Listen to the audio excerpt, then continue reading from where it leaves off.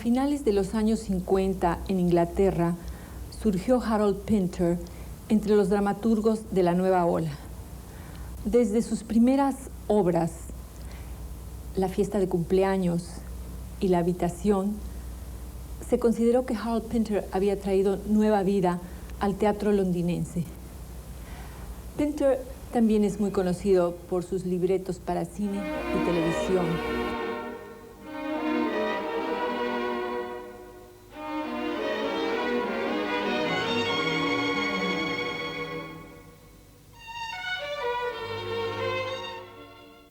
The whole place needs lightening, more variety, you know, colour. Oh, do you think so?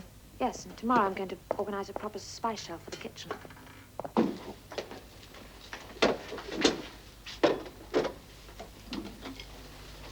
you like to taste the wines? Thank you. What ducky gloves? Barrett's idea. I like it. It's Italian, miss. They used in Italy. Who by? Excellent. Just a Beaujolais, sir, but a good bottler. A good what? Butler.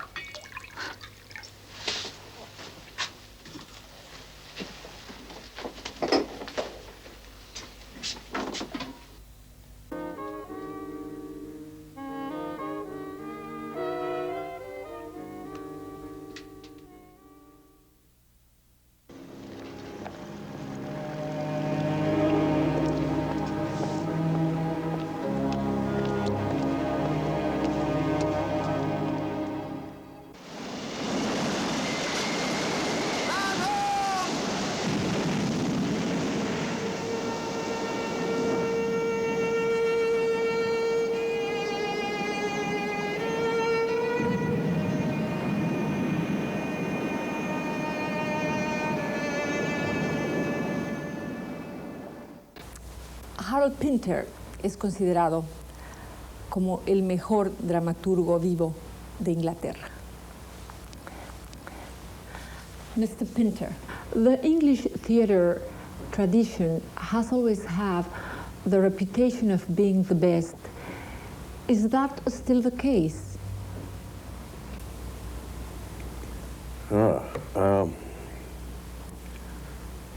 Well, I think it is a very strong tradition. There's no question about that. I mean, we did have William Shakespeare a long time ago, and there's never been anyone quite like him. And he's had actually a profound influence on the English theatre and literature. And also, it's so well established. I think that we've had theatres in the country for so long that it's bound, whether it's the best, I'm not no longer quite certain, but it certainly remains a very, very active and live part of the country. The only problem here at the moment is that the government of the day doesn't really give a damn about the theatre, and therefore theatres are finding it very, very difficult to continue to exist. I mean, they have to fight against no money and no government support. So, and also a certain amount of rather insidious censorship, in my view, that is coming about in this country. But still, we fight. That's strange. Oh no, it isn't strange. It's not? That's another tradition in the country. Being very Yes. tight on censorship. Yes, so we had an official censor here until the late 60s, you know, from the palace, I mean, from Buckingham Palace. And he knew nothing about the theatre, but he was looking for bad words and it was really rather stupid. He's now gone, but there's another kind of censorship which does operate from the government. So it's rather a complicated situation. However, in answer to your original question, I would say it is still a very live and proud tradition, theatrical tradition that we have in this country. Since your play Betrayal, written in 1978, you haven't written any other full-length play. You have changed into writing for movies and TV and also short plays. What made you move in that direction? Because I think that really I've become very politically involved over these last 10 years. Mm-hmm. And my life is really dominated by political concerns. And I can't any longer write the same kind of plays that I used to write. I've written only, as you say, 2 very short plays in 10 years. One lasts about 35 minutes and the other 20 minutes. And they're both very brutal plays. They both deal with torture and oppression. Yes, the last one is Mountain Language, which has just opened in 88. It opened in London in 88. It's being done in a number of places all in the world now. Yes. And I feel that I can't tell stories as I used to, that there was a kind of, my work was full of games and jokes, but they're all gone. I no longer feel that I think it's all gone past, beyond the joke now. And so I can't make up tales and tell, have that kind of fun that I used to. I'm afraid I don't feel like that any longer. I feel much more naked, and I feel the world is much more naked, and what is happening is much more naked. I would like to keep in the direction of your past plays, to ask you to say that in your plays, one gets the flavor of violence, menace, and lack of communication. What makes you being interested in those things? Well, I was brought up in the war, you know. I was a boy in the Second World War, and I'm also Jewish, and I was aware that in Europe, in Germany, of the German persecution of the Jews. I was very close. Don't forget, the Germans were very nearly in this country. It was touch and go, and so I knew all about the knock on the door, you know, the Gestapo, and it's something that we should all know about, realize has been taking place for a very long time. And but came to its fruition in the 1930s and 40s in Germany.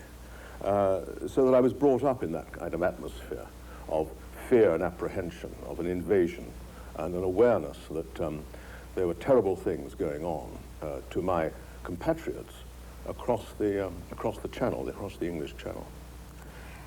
So I wasn't brought up in a peaceful. I was actually brought up in a war. You see. Yes. That was my experience. And there was plenty of violence about. I mean, there were bombs dropping from the sky, you see, and I was right there. My house, we had to evacuate my house, which was in flames and so on. So that. In lack of communication, that comes from what? It comes from lack of communication. I think difficulty of communication is another thing. I mean, that's part of our lives. I think one of the problems that society has always faced, any society, is the difficulty of making one's view precise and clear to somebody else, and misunderstandings, constant misunderstanding, and also fear of revealing oneself. I think there's a lot of that in our lives.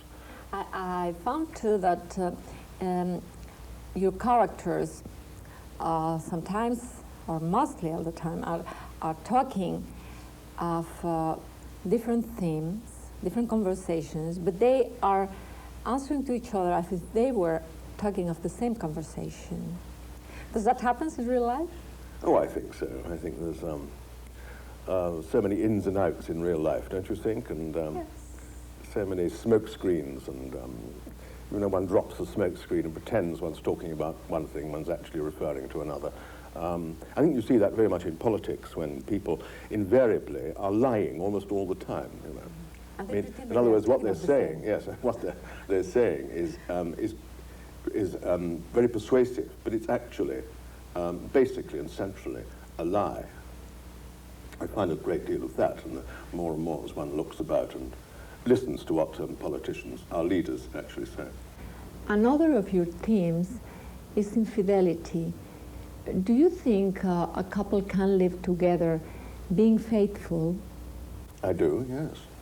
I do think they can, and but there's a great deal of infidelity about. One of my play Betrayal was done in China a few years ago, of all places, and the Chinese interpreter was asked whether the play made any sense, which dealt with middle-class bourgeois adultery, and she said, well, we're human too, you know, and I think there's a great deal of adultery is just part of our lives, isn't it?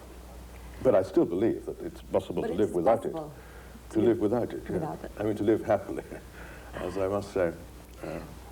Together with the intellectual elegance of your characters, there's always a statement of vulgarity. Does it come from your interest in the English class system? Well, I was brought up in a very tough part of the world, part of London, you know, the East End of London. And we were very, my father was a tailor, and we were very, very poor. And so I was brought up there in a very, also in the war, but a very tough, strong, uncompromising world in which people didn't mince words. You said there was a great deal of vulgarity about and a great deal of violence about. And I think that the class system certainly does show that the upper classes, or the ruling class, shall we say, is much cleverer at hiding the violence which is actually in them, and they don't necessarily use the same words that, shall we say, the lower classes do, but they are as violent nonetheless. Some of your critics have said that you wrote your best plays when you were a young, angry man, and that you were married to a stage actress. What do you answer to them? Well, I was not an angry young writer. I'm angry now. I'm much angrier now than I was then, I can assure you. I was really quite, I just merrily rode along and enjoyed writing. I was born with a pen in my hand, you know. I do enjoy the act of writing very much. No, I think, what do I say to that? I don't think they know what they're talking about. I believe they have no evidence. It's up to them. If they preferred what I did then that's their business. It's not my business. And when I write, I was writing as well as I ever did. Or if you don't like it, then you don't like it. If people don't like it, a lot of people don't. You must understand that I think they are shocked, many of them, and they are showed the way they are, and they might not like it. Well, it's up to them, really. But my plays are, some people like them, and some people don't. And one has to face that that's fact. what it's interesting Yeah. in life, not to be always liked. Well, no, I'm not always liked. What are the characteristics that make a playwright an author for all time, and not only of an age? I honestly don't think I can. It's very, very difficult to say. I believe that the great writers clearly, like Shakespeare and Tolstoy,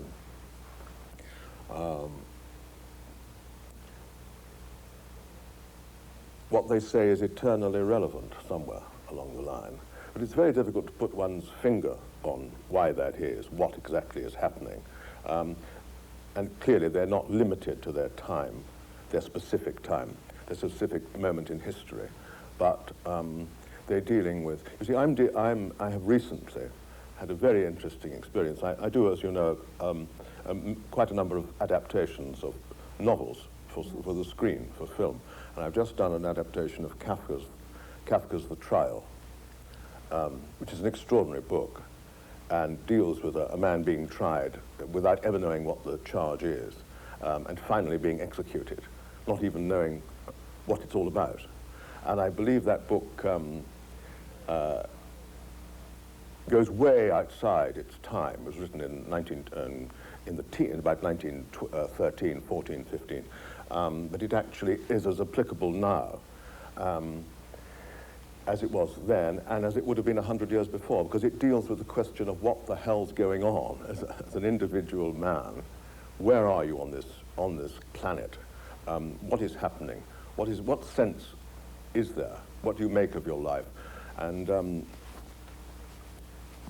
the essential and eternal question of why are we here, and what is the point of being here if we go away forever? Do you think the cliché of that saying that life is like theater, it's true?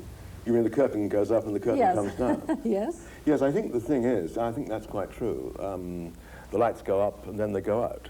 But while the play is going on, I think we have no alternative but to concentrate on the facts of the play, if you like. In other words, the actual facts, the situation in which people really live, and that is why I'm now talking in a political reference. I think we have political responsibility towards our fellows, quite apart from moral responsibility towards our fellows, which most governments, so many governments, just throw aside. They don't consider it at all. I mean, for example, in this country now, there are millions of people living below the poverty line, millions of people unemployed, hundreds of thousands of people who are homeless, but they are the under race, you know. There's an underclass of people, which the present government go about in their hired cars and make a lot of noises and talk a lot of language which actually finally is meaningless. They're talking about our country and the health and wealth of our country. Yes, those who are wealthy are very wealthy, and those who are not are not. And as you know, this is a situation particularly in the third world and in Central and South America, and again, a totally neglected area in our consciousness, which I feel very strongly about.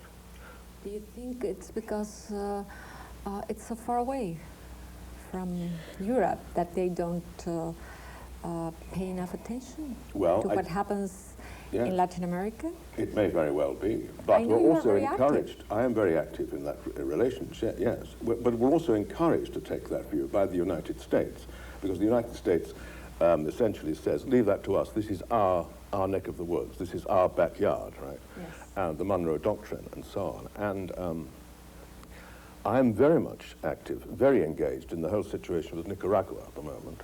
Aren't you chairman of an art fund for Nicaragua? Yes, I've founded, I'm the chairman of a fund which is called the Arts for Nicaragua, which means we try to establish relationships with artists in Nicaragua and do everything we possibly can to help them survive, and also to encourage, to identify ourselves with them.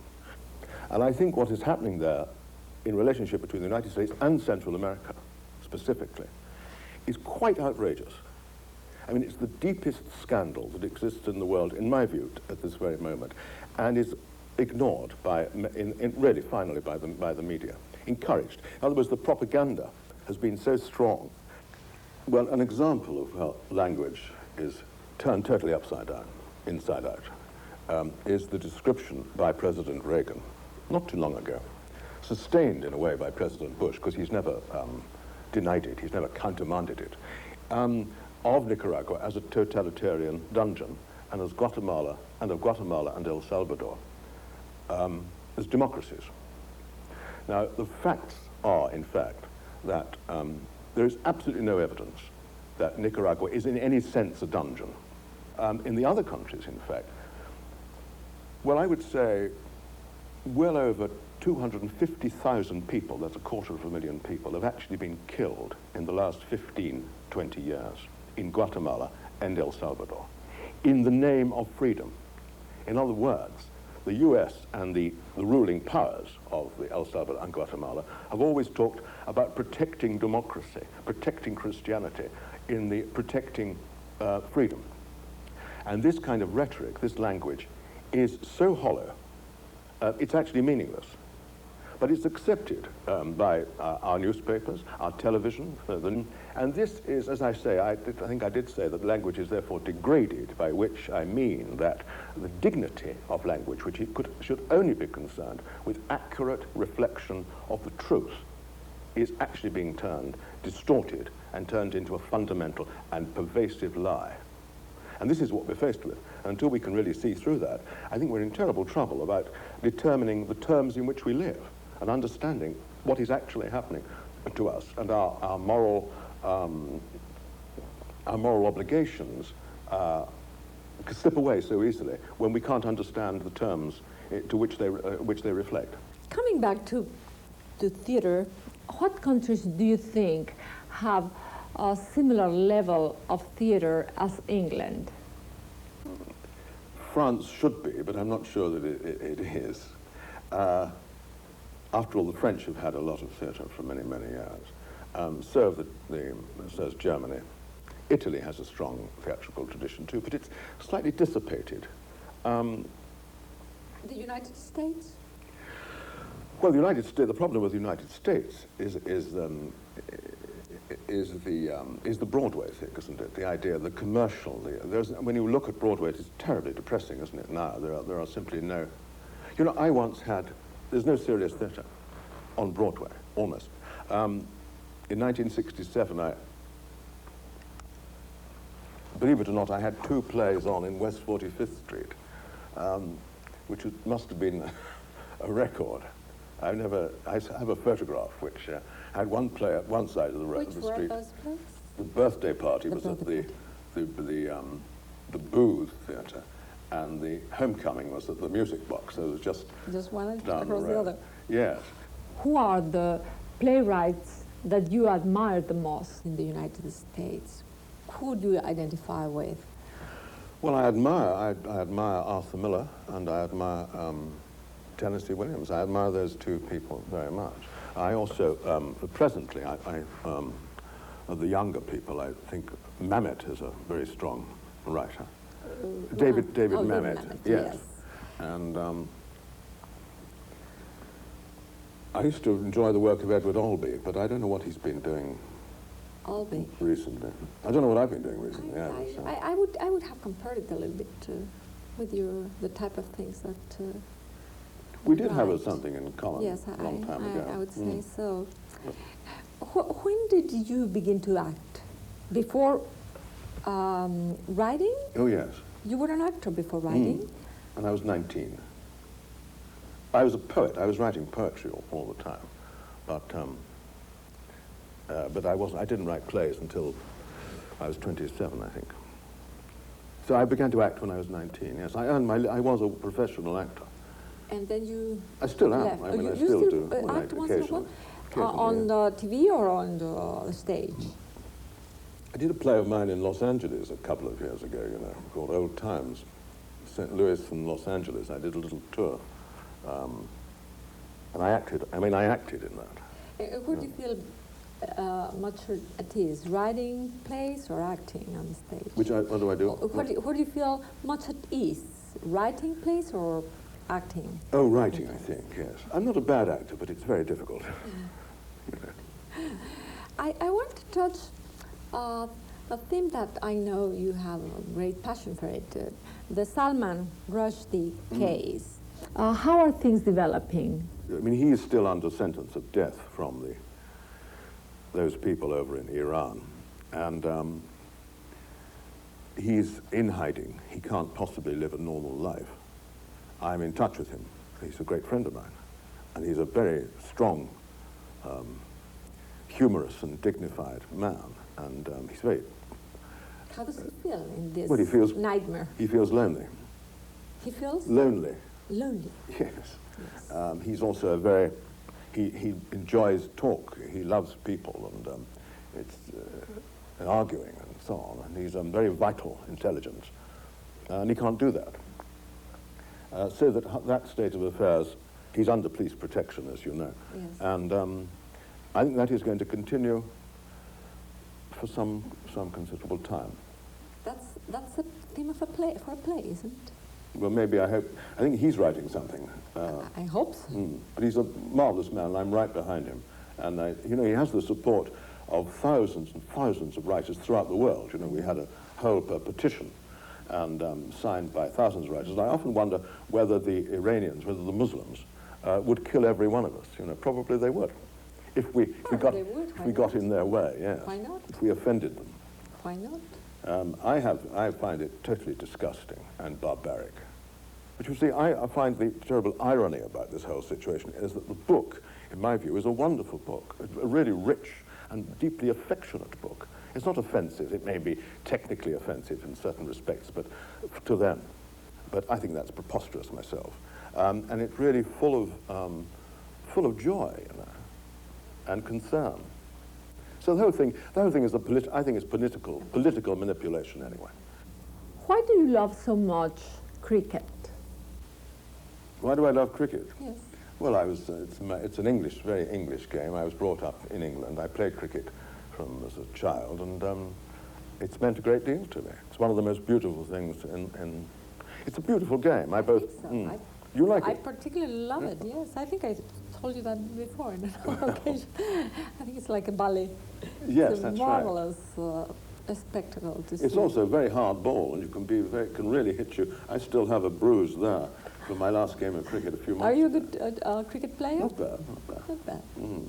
In one of your films, in Accident, I believe there was... a cricket match, yes. And in The Go-Between I had one. Yeah, and The Go-Between, it's true.